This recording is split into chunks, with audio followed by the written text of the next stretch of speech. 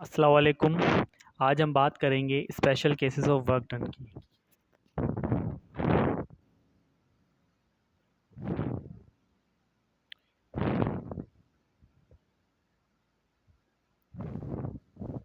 इससे पहले कि मैं बात करूं special cases of work done की, पहले मैं आपको अपनी प्रीवियस वीडियो में जो मैंने बताया था अपने वर्क की डेफिनेशन उसको रिवाइज करते हैं।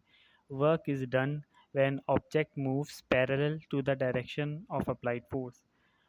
हमें वर्क उस वक्त हासिल होता है जब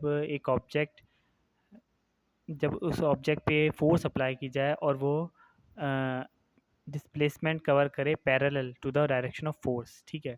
लेकिन अगर फोर्स और डिस्प्लेसमेंट आपस में कुछ एंगल बना रहे हों तो हम वर्क डन कैसे कैलकुलेट करेंगे। इस वी इस वीडियो में हम ये सीखेंगे कि जब फोर्स और डिस्प्लेसमेंट आपस में कोई एंगल बना रहे हों तो हम वर्क डन किस तरह कैलकुलेट करेंगे। Another definition of work done: when applied force makes an angle theta with the displacement, then work done is calculated by using W equal to F multiply S cos theta. Equation number 1. Here W represents work done, F is the applied force, S is the displacement covered, and cos is the trigonometric function, and theta is angle between force and displacement. जब कभी force और displacement के दरमियान कोई angle बन रहा होगा तो हम ये रिलेशन यूज़ करेंगे, रिलेशन नंबर 1 फॉर्मूला यूज़ करेंगे, फॉर्मूला नंबर 1। ठीक है।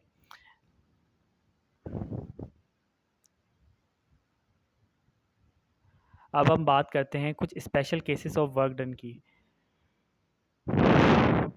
Number 1, zero work. When force and displacement are perpendicular at right angles then work done is zero. जब हमें फोर्स और डिस्प्लेसमेंट आपस में परपेंडिकुलर होंगे, यानी 90 डिग्री का एंगल बना रहे होंगे, तो जो वर्क हमें हासिल होगा वो ज़ीरो होगा। अब आप पूछेंगे कि ये कैसे मुमकिन है। हमें मालूम है कि कोस 90 बराबर होता है ज़ीरो के।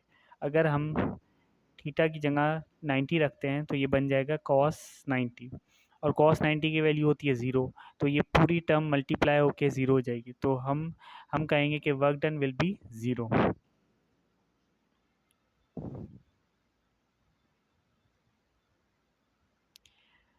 Number 2 case is positive work. When force and displacement are parallel and in same direction, then work done is positive.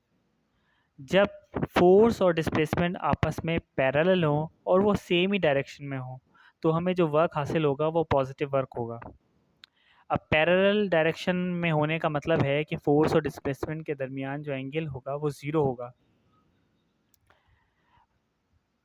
और हमें मालूम है कि कॉस ज़ीरो की वैल्यू 1 होती है। और हम थीटा की जगह थीटा इस रिलेशन वर्क की रिलेशन में थीटा की जगह ज़ीरो रखेंगे तो कॉस ज़ीरो की वैल्यू होती है 1।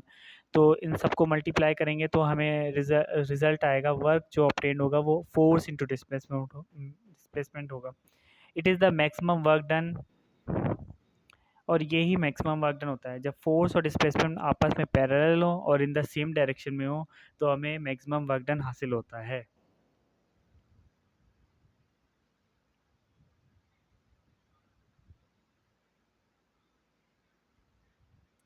Now we move to the third case, that is negative work.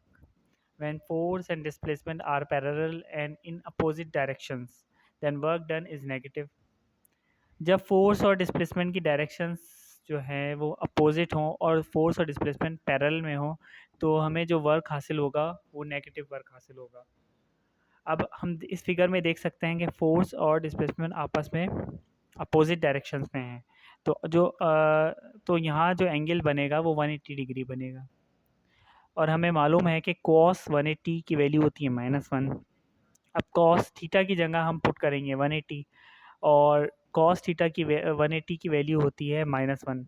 तो हमारे पास जो रिज़ल्ट आएगा वो W equal to -F multiply S, और ये मिनिमम वर्क होगा। हमें मिनिमम वर्क कब हासिल होगा, जब angle between force and displacement जो है वो 180 डिग्री होगा। That's all, thank you. Now अब हम इस पूरी जो वीडियो है इसको समराइज़ करते हैं। स्पेशल केसेस को समराइज करते हैं. In this video we learned that when force and displacement are perpendicular, theta will be 0, the work done will be 0.